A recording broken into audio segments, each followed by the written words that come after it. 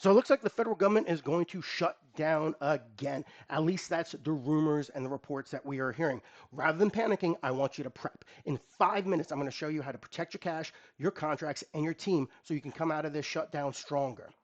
Whether you're a prime, a sub, or a B2B selling into agencies, this is going to be your shutdown survival playbook.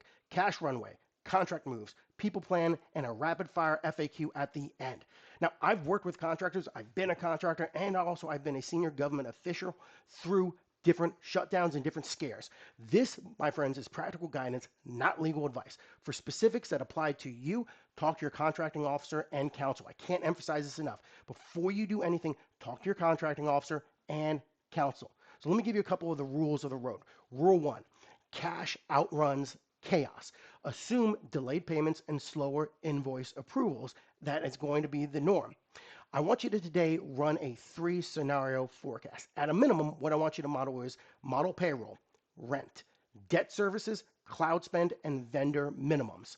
If your cash runway is thin, I want you to activate your line of credit. Don't just have it approved, have it ready. I want you to submit clean invoices now as well. No rejects, no missing cleans. Start a friendly collection sprint with prime and subs and get the acknowledgments and receipts in writing. Here's the punchline. Time equals options, and your runway buys you both of them. Now, you also need to know your funding. Your contract type and funding status are your ground truth. So here's your checklist that I want you to go by. First and foremost, funding. Is your task order fully funded? If not, unfunded work stops during a shutdown, almost always. Two, stop work orders. If you get one, acknowledge and halt effective work at the current time. Don't rely on verbal keep goings. Access and facilities. If buildings close or cores vanish, log impacts, dates, hours, and deliverables blocked. This is important. Documentation is key. Deliverables and SLAs. Capture schedule impacts early so that you can pursue adjustments later on. Teaming and subs. Push down notices. You have to over communicate. Align on who stops, who continues, and how pass through costs are handled.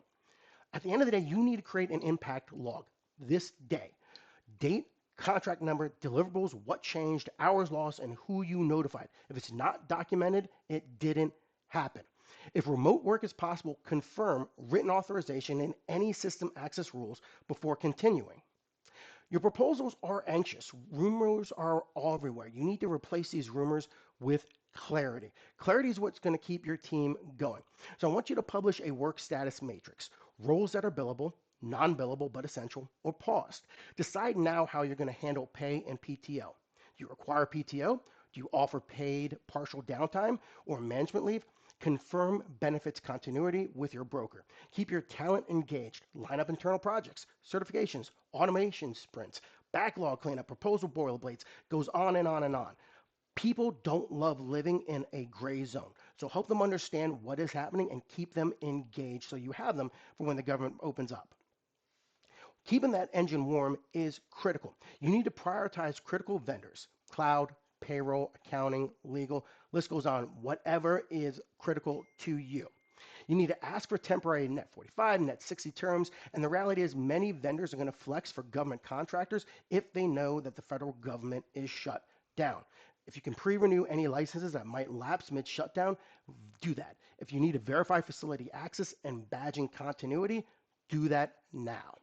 We're going to get into a little bit of a one-page checklist that is very easy for you to understand. Cash, cash, cash. 8 to 12 weeks one way. Contracts, funding verified. If not, what happens? Get your impact log ready. People, what's your work status matrix? Are you going to give them pay or are you going to make them take PTO?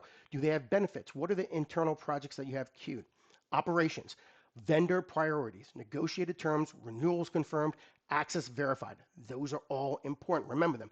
And at the end of the day, do you refresh your pipeline? Do you go after case studies? What are you doing to set up your proposal pipeline and your sales pipeline for right now today so that you can move forward and earn opportunities? And here's your rapid fire mini FAQ. First question, should we keep working without direction? No. Get written CO guidance. Verbal nods do not protect you. Question number two, can we invoice during a shutdown? If work is authorized and funded, the answer is yes. Submit clean, well-documented invoices, but you need to expect slower approvals. Question three, if the facility is closed, can we switch to remote? You only can if you have written authorization and approved system access. And you also need to log that change.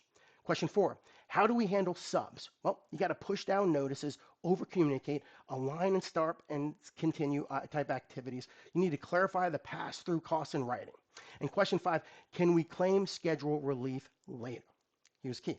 If you logged impacts and notified promptly, you're positioned for adjustments when agencies reopen. If this helped, well, like and subscribe.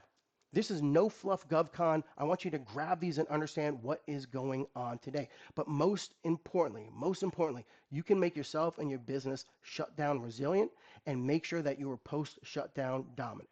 If this helped, like and subscribe. Please share it and comment below if you have any questions.